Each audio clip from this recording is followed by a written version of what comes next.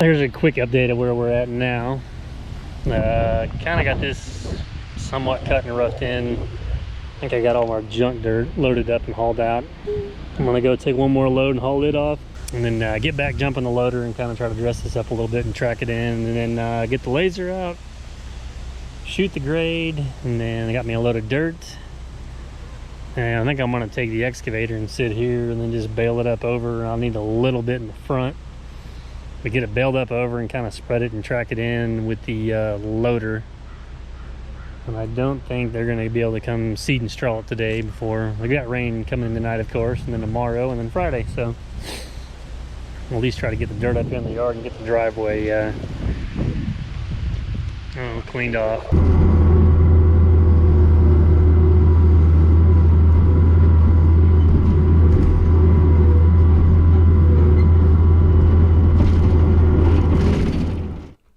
Okay, I don't particularly like this camera angle.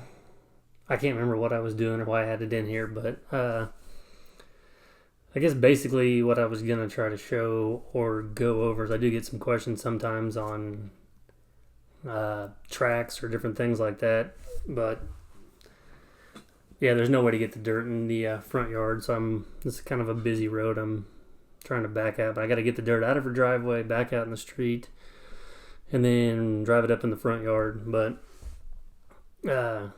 kind of what I do, especially like this road, is really that rough asphalt, and it seems like it grabs these tracks easy, but I don't run it like a typical skid steer, since it's not. You kind of you almost make like a 40-point turn, I guess, or as long as you're kind of having the tracks moving forward or backwards as you're turning, it doesn't seem like it grabs the asphalt as bad and wears on them and stuff. And plus, like I said, these tracks got a little over 2,200 hours on them, and the front idlers and track adjusters have a little over 7,300 hours on them, and they're shot. I mean, the track adjuster on one side's broke, so it's all held together by the track. So I'm trying to do, I don't know, I guess the best that I can to save the tracks on there. I mean, I've got the new ones, I've got all the new stuff. I just want to get the most life out of the tracks that I can. I guess, I don't know, I'm kind of weird like that. If they're not, the only way I want to change them is if they break. It would ride better, it wouldn't squeak as bad, and yeah, it would just, it'd be all around better when they're on there, but I hate changing them if they don't break in half. Like I said, I don't do a whole lot of tutorials or tips and tricks and stuff like that, but I do get some questions on regarding that, and I do see in some videos where people run these where they'll be at a dead stop like I am and just take a 90-degree turn to the side, and it just, for an owner operator, I just hate seeing that, because it's just wears those tracks out quicker. I mean, it's just almost, kind of eating that rubber off. But yeah, you can see how that road kind of grabs, and it had a really bad crown to it as well. And it just seemed like it grabbed those tracks a lot. But yeah, right here where I'm talking about, I kind of pull up, and then I'll check for cars again, and then back up and kind of turn and get straight on with that hill. And it just seems like it's easier on the machine all around. It doesn't feel like the tracks kind of fight you and stuff like that, and it just helps to kind of cut down on the wear and tear of those tracks. Because like I said, those tracks aren't cheap, so I try to get every hour of them that I can. So, like I said, I know this isn't, I don't really care for this camera angle because you can't really see, but I don't know why I had it in there for, I don't know if I was just going to take it up there and set it out or what, but then, yeah, I just thought since I had it in here, I would just kind of go over some of the ways that I kind of turn or run this machine and stuff. So I may start trying to add a little bit of this stuff in there, not so much, I don't know, maybe not like tips and tricks, but maybe some of the reasoning why I run it this way or that, or I don't run it as fast or as hard as what, some other people do and stuff like that. So we'll kind of see. Yeah, I just wanted to kind of throw that in there, that you just kind of, as long as you can kind of keep those tracks turning and, I don't know, maneuver it more like a dozer than you would like a skid steer, the tracks will they'll just last longer. I mean, it'll be easier on the machine. The tracks you get way more hours. out of them, because I get a lot of people, like especially in town, that are surprised I've got over 2,000 hours on this set of tracks, and they've got 700 on theirs, and they're already replacing them and stuff. But it's all in how you run it and what you run on, and as long as you're not spinning them or running into a pile and keep going when the tracks start to spin. I mean, you're not getting any more dirt. If they're in there spinning, you're done. So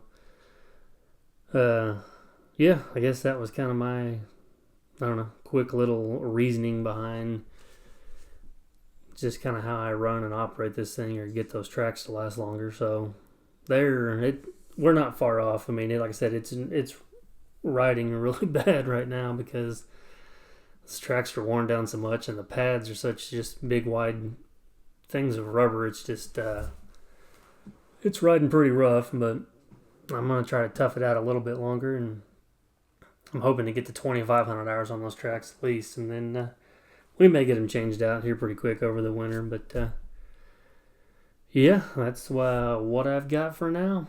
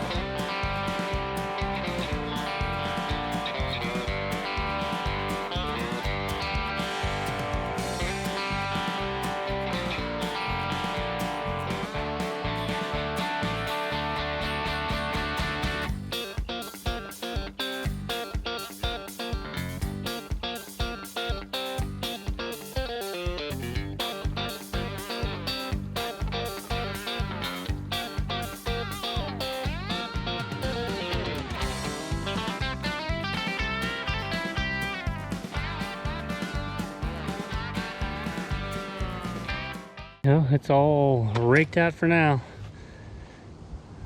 Not too bad. It didn't come out too bad. Some of this dirt's still a little bit damp and muddy, so it kind of packs down pretty good. It can be a little tricky to mow, but without cutting into that bank a little bit more, it was going to be a little difficult. So I'm going to pick up her limb that fell and what's left of that post, and then scrape off the driveway, and we will be done here.